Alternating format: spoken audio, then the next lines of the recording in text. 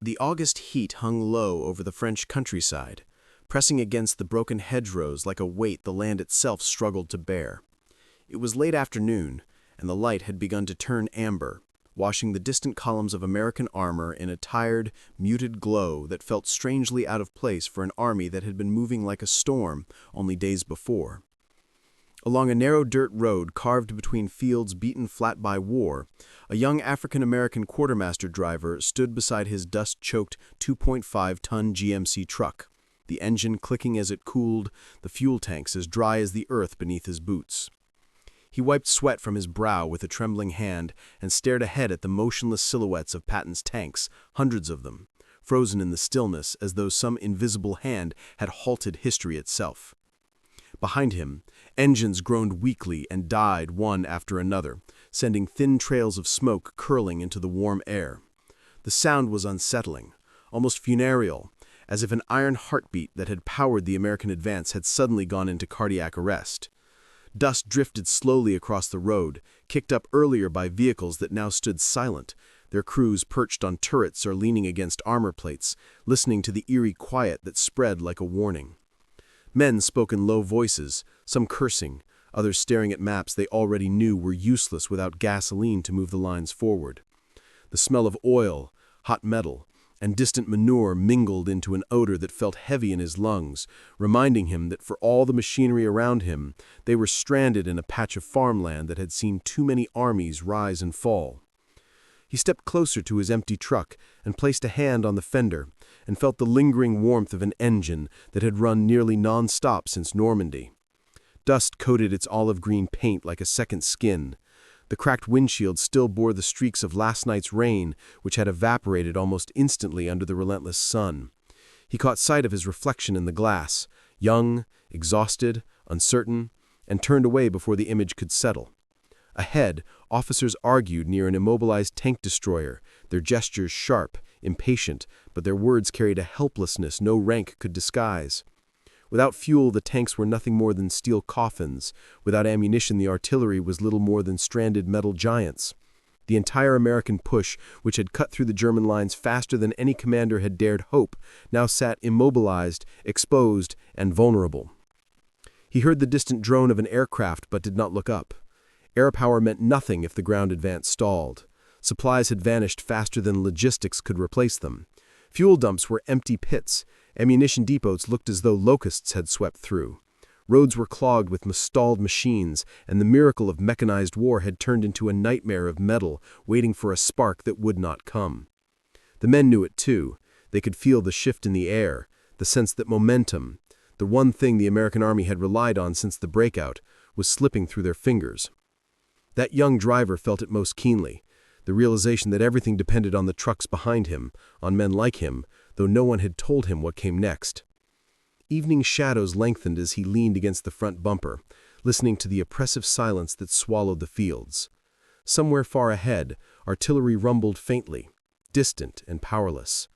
The war had paused, halted by empty fuel tanks and burned-out supply routes. Something in the stillness told him that whatever happened next would depend not on the tanks or the generals, but on the men who drove the roads no one else dared to face. And as the sun slipped lower, casting long bars of light through drifting dust, he felt a strange flicker of tension, because in the growing quiet, orders were coming. Orders that would change everything. The driver had barely slept when dawn crept over the fields, laying a pale, washed-out light across roads that looked more like scars carved into the French countryside. As he climbed back into the cab of his silent truck, he could feel the weight of something larger than exhaustion pressing on his shoulders, a dawning understanding that this halt, this strange paralysis gripping the American army, was not a temporary inconvenience, but the result of a deeper truth that no one on the ground had been prepared to face. For the first time since the landings at Normandy, the vast mechanized force that had once seemed unstoppable was discovering the limits of its own ambition. The United States had built an army unlike any before it, a war machine whose bloodstream flowed with gasoline, whose pulse beat through engines, whose strength was measured not in horses or infantry columns, but in horsepower and wheels. He watched as officers gathered around a field table set up beside a stranded half-track, their maps piled with grease smudges and dusty fingerprints.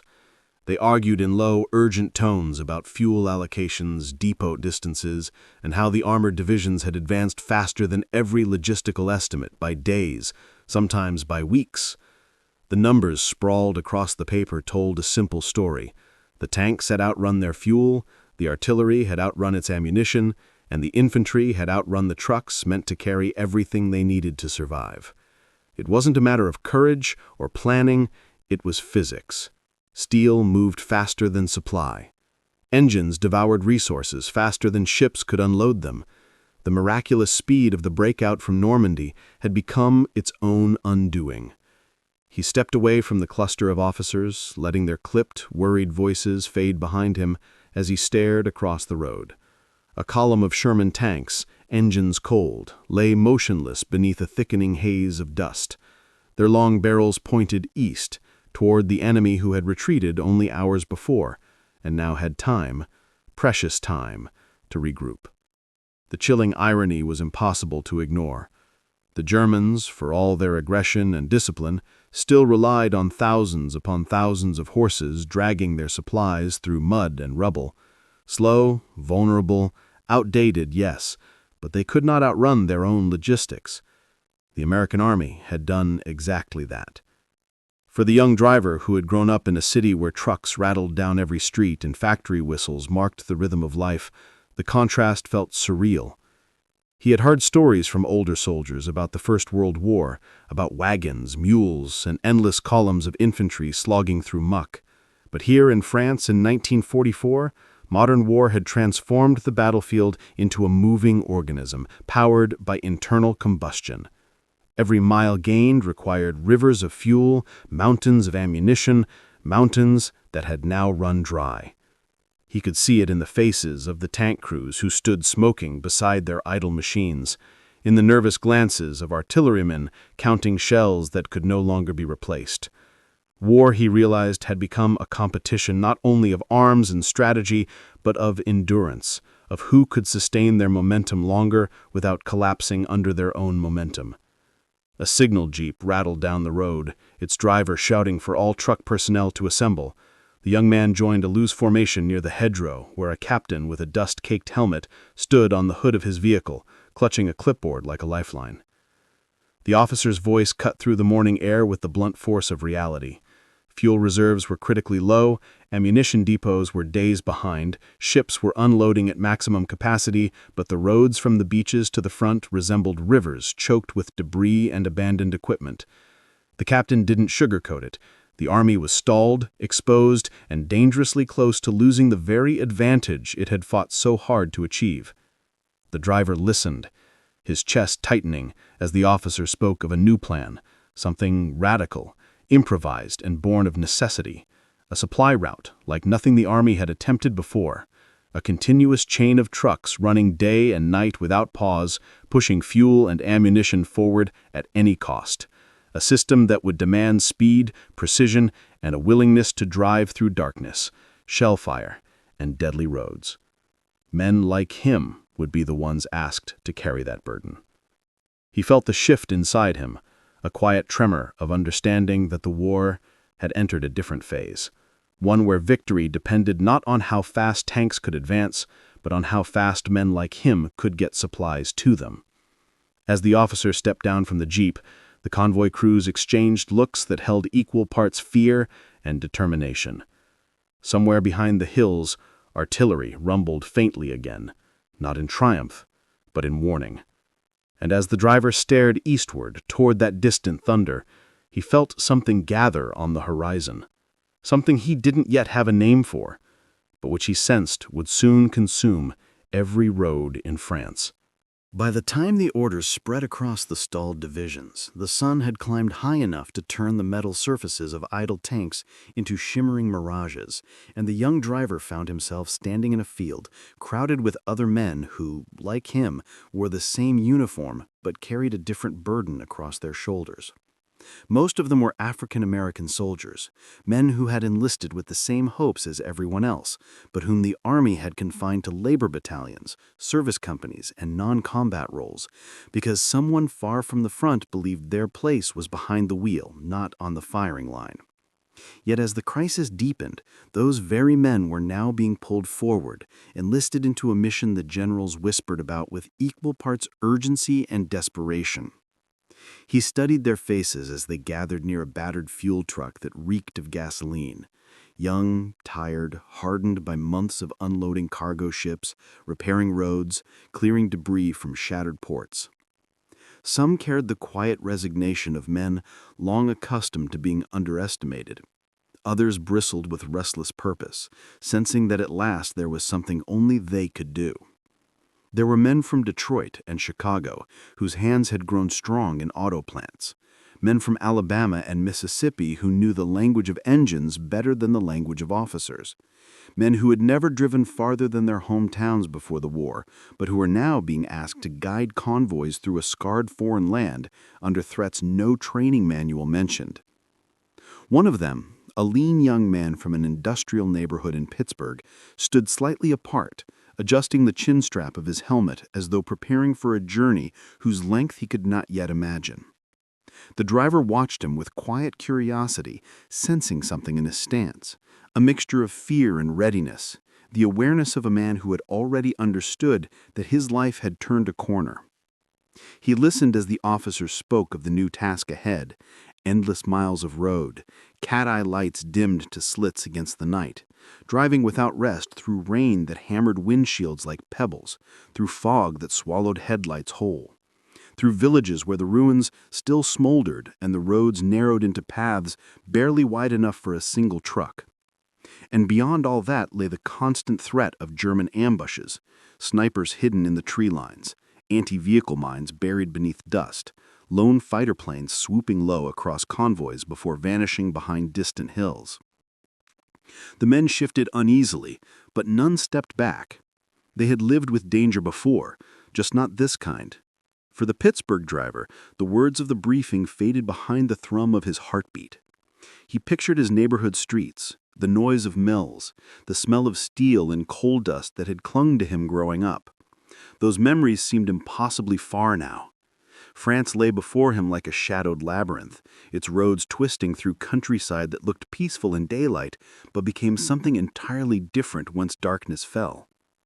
The officers repeated the rules with stern insistence: no stopping under any circumstances, no straying from assigned routes, no headlights brighter than a whisper of light, no hesitation when the convoy moved. The trucks had to flow like a river, one that never ran dry. He moved toward his assigned vehicle, a GMC that had seen better days but still groaned alive when coaxed. He climbed into the driver's seat. The steering wheel was slick with the residue of engine oil and sweat left behind by the previous operator. He wiped it with the sleeve of his jacket, listening to the whispers around him as other men checked tire pressure, examined fuel lines, and strapped down cargo they didn't dare lose. These weren't fighting positions, but they had the tension of a battlefield. The enemy simply lay farther down the road, hidden behind unknown miles of night. As the first engines coughed awake, choking on dust before smoothing into a steady rumble, the driver stole one last glance at the horizon where the sun had begun to fall into a hazy gold. He could feel the weight of expectation, invisible but undeniable, settling onto him and every man beside him. The army still didn't see them as combat soldiers, but the truth pressed against him, like the warm metal of the truck beneath his hands. The fate of thousands now depended on the routes they would carve through darkness. A whistle blew. Engines roared. The convoy prepared to move. And as the young Pittsburgh driver shifted into gear, he sensed an unsettling truth rising in the back of his mind, something waiting for him on the road ahead, something that would change not only the course of the war, but the course of his own life. Night settled over Normandy with a heaviness that felt almost tangible, as though the air itself thickened to brace for what was about to begin. Along the battered French roads, MPs hammered signs into the dirt. Bright circles painted red glowing faintly in lantern light like strange, celestial symbols marking a new kind of battlefield. "Red Ball Rout," they read, and beneath the paint, the wooden stakes trembled with each rumble of engines as hundreds of trucks began forming into column after column, stretching farther than the eye could follow. The Pittsburgh driver stood beside his idling GMC, feeling the vibration of the engine pulse through his boots, feeling the tension of hundreds of men preparing to enter a world where dawn and dusk meant nothing, where time was measured only by miles completed and fuel delivered. He watched the MPs stringing ropes across crossroad entrances, blocking every civilian vehicle, every stray jeep, every wagon that dared try to intrude on what was now becoming the largest supply artery the American Army had ever built on foreign soil. The Red Ball Express, still unnamed by many of the men lining up to join it, was already taking shape as something vast and alive, a river of steel and gasoline that would flow day and night without pause. No other traffic was permitted onto its designated roads. No rest was guaranteed. No margin for error existed. Within hours, the beaches of Normandy had transformed into a frenzied storm of activity. Cranes screeched as they swung ammunition crates into waiting trucks. Gasoline barrels rolled wildly across sand that still bore the scars of D-Day, and soldiers shouted hoarse instructions over the mechanical roar that rose like an ocean of engines preparing to surge inland.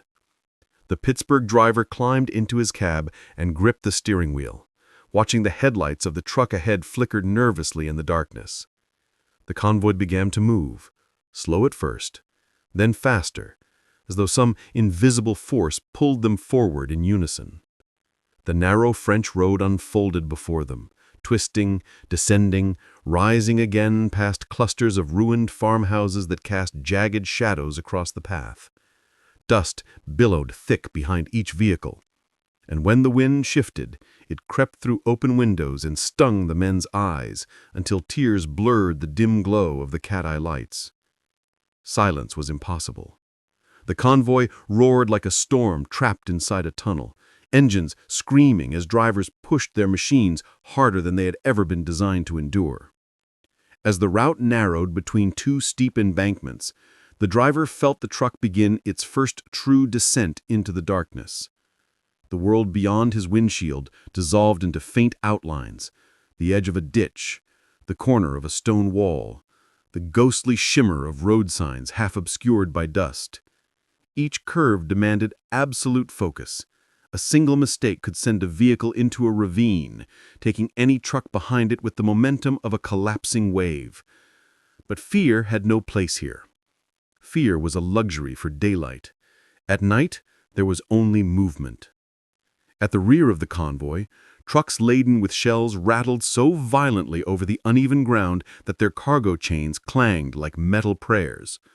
Farther ahead, fuel transports shook with every turn, sloshing gasoline in their tanks as though reminding the men that one spark, one tracer round, one stray cigarette could turn the entire column into a chain of fire stretching for miles. The Pittsburgh driver tightened his grip on the wheel, leaning forward as if willing his eyes to pierce deeper into the gloom. Every shadow on the roadside felt like a threat. Every distant flicker of light might be a German patrol. Every turn carried the unspoken truth that not all drivers would reach the end of their route. The pace grew faster. Orders demanded it. 60 miles per hour on roads barely suited for tractors, much less convoys hauling the lifeblood of an entire army. The truck ahead drifted slightly, corrected quickly, and surged forward again. The driver felt sweat pool beneath his helmet, trickling down his neck. Fatigue already whispered at the corners of his vision, though the convoy had only just begun. He forced himself to stay locked on the twin red dots of the tail lights ahead, his only anchor in the ink-black night. Hours passed like minutes. Normandy's fields gave way to forests, forests to villages, where shattered walls towered above them like broken teeth. The convoy roared through them without slowing, scattering stray dogs and startled civilians who emerged briefly from cellars to stare at the thunder of trucks racing past like a mechanical stampede. The driver noticed a young French boy standing barefoot at the doorway of a ruined home, clutching a rustic bicycle frame as the truck screamed by. The boy lifted a hand in awe, and before the driver could return the gesture, the moment had vanished behind him in the dust. Then, fog rolled in. Dense, low, suffocating. It swallowed the road, the trucks, the horizon. The world shrank to the faint glow of two cat-eye lamps ahead of him and the dull hum of engines. Every man in the convoy tensed as visibility collapsed. The Pittsburgh driver eased off the accelerator, just slightly, afraid to lose the vehicle ahead, but terrified of hitting it. The trucks became shadows within shadows, and somewhere far ahead an engine backfired, echoing through the fog like a gunshot. The driver flinched. Others did too. The convoy rippled with nervous energy. Something was waiting in that fog. Something none of them had met yet, but soon would. The fog clung to the headlights like a living thing, smearing the faint beams into pale streaks that barely cut through the darkness ahead. The Pittsburgh driver leaned forward, eyes burning from hours of strain, hands aching from gripping the wheels so tightly that his knuckles had turned bone white beneath his gloves. The convoy pressed on anyway. It had to.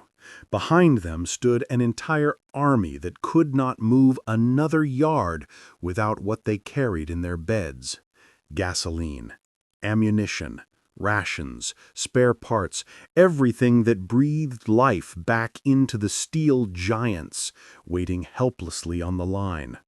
And before them lay roads that had swallowed men whole. As the night deepened, the fog thinned, but was replaced by something far more dangerous: exhaustion. It seeped into muscles, crept into thoughts, made the mind drift dangerously close to dreams, even as the body hurtled forward in a roaring metal stream. The Pittsburgh driver blinked rapidly to stay awake, shaking his head whenever the road blurred. Other drivers fought their own battles. Some chewed coffee grounds, some bit their tongues until they tasted blood, some slapped their own faces in desperate attempts to stay conscious. One man tied a rope around his wrist and connected it to the door handle so that when he nodded off, the sudden jerk would wrench him back to reality. Fatigue became the most relentless enemy of the Red Ball Express. The trucks barreled through a patch of forest where the trees leaned inward, suffocating the route with branches that scraped across tarps like skeletal hands. Somewhere ahead, a tire exploded with a deafening bang, followed by the panicked squeal of brakes. The convoy contracted like an accordion, but the drivers reacted with nearly inhuman precision, each man swerving or slowing just enough to prevent the disaster from cascading into catastrophe. A truck loaded with artillery shells had blown a tire. Its driver leapt out, frantically waving a flashlight hooded in cloth. Two other drivers ran to him, dragging a jack across gravel as sparks flew beneath it. They replaced the tire in 60 seconds. No words, no panic, pure, disciplined survival. The truck lurched back into motion as if nothing had happened, though everyone knew that a fraction of a second could have transformed that moment into a firestorm big enough to level the entire forest. On the next hill, the road crumbled under the weight of constant traffic, forming ruts deep enough to swallow axles. Trucks bounced violently, springs groaning, cargo straps snapping like whips. The Pittsburgh driver felt his truck lean dangerously as the wheels slumped into a rut, but he slammed the accelerator, forcing the engine to bellow as it hauled itself free. Heart pounding, he steadied the wheel, sweat rolling down his jaw. He knew that each of these split-second choices meant the difference between delivering his load to the front or dying in a ditch with no one left to bury him. Then came the ambush. It began with the faint whistle of something slicing through air, so soft many men didn't react at first. Then the forest erupted in muzzle flashes. Automatic fire tore through branches overhead, sending splinters raining onto the road like shards of ice. The convoy surged into chaos. Drivers ducked in their seats, instinctively curling behind dashboards as bullets clattered against metal doors and ricocheted off fuel tanks. Some trucks swerved violently, clipping trees, but none stopped. Stopping meant death. Every man knew that. The Pittsburgh driver felt rounds slam against the hood, tearing through the fender and punching holes into the grill. He pushed harder on the accelerator, feeling the truck shudder as it leapt forward. A truck behind him caught a burst of fire and veered off the road, tumbling down a shallow slope, its headlights spinning wildly as the vehicle flipped. The driver inside crawled out as the convoy thundered on, his body silhouetted by the faint glow of the burning engine. No one could stop to help him. The rules were absolute. The convoy must not break. The ambush lasted 30 seconds. It felt like 30 years. By the time the Red Ball Express burst out of the tree line, the night behind them glowed with faint embers and the lingering echoes of gunfire fading into the distance. The Pittsburgh driver's hands trembled on the wheel.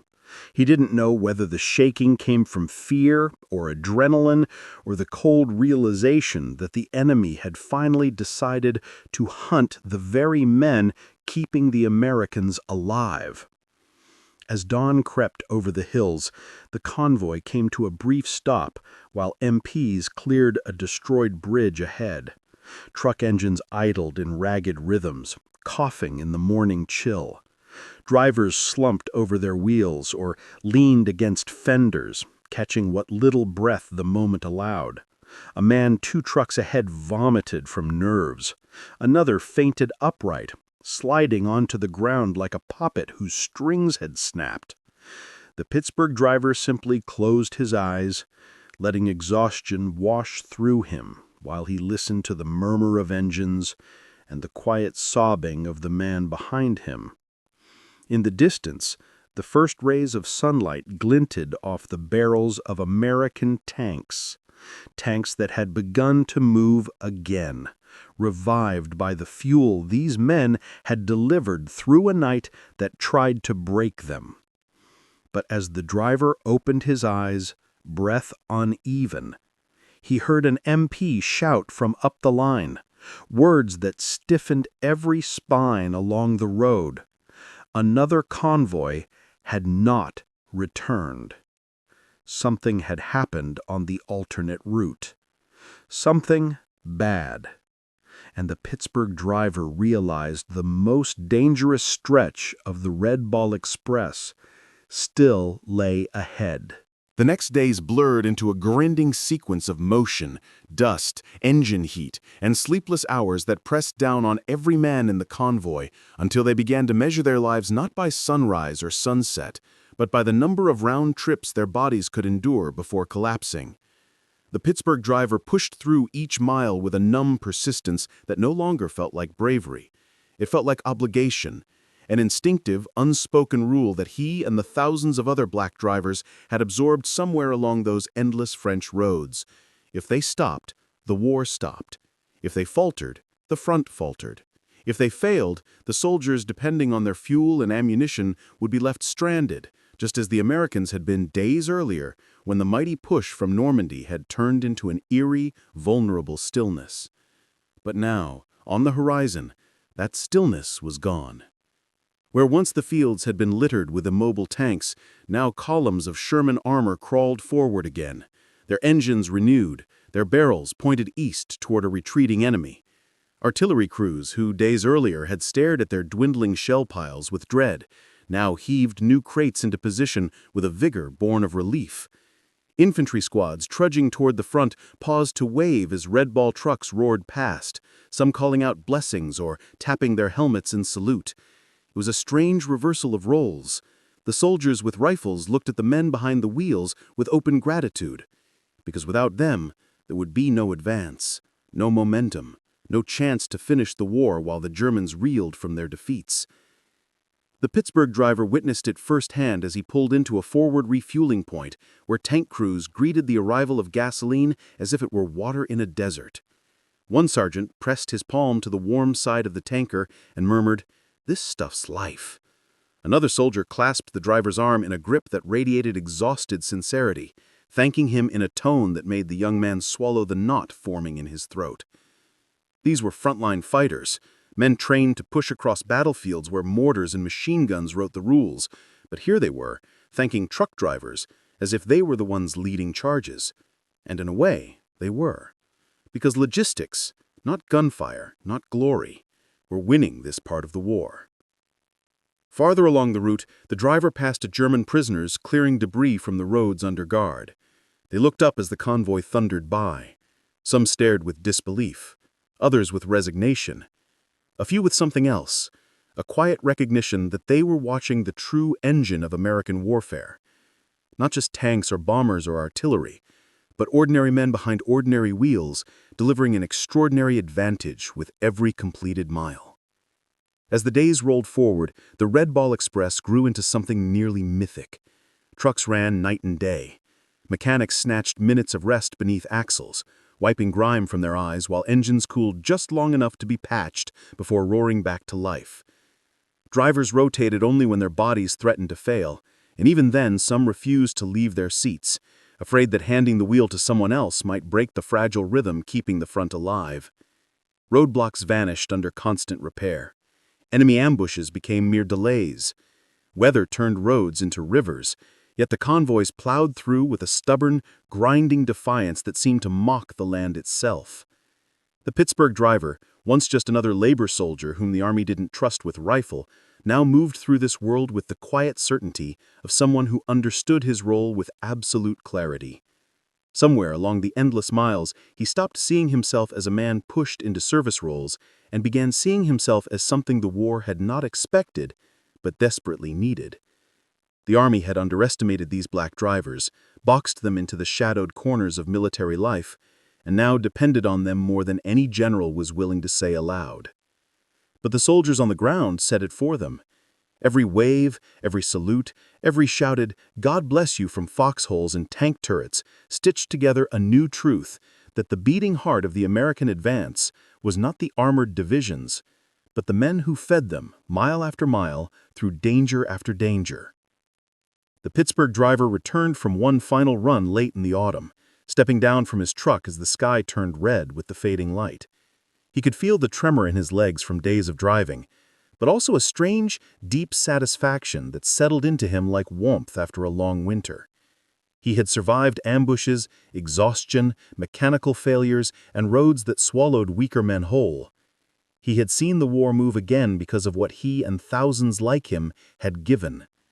And as he stood beside the cooling engine, listening to the ticking metal and distant rumble of tanks inching eastward, he realized something else, something larger, something the nation would take decades to fully acknowledge. They had changed the war. Not with rifles, not with medals, but with wheels that never stopped turning.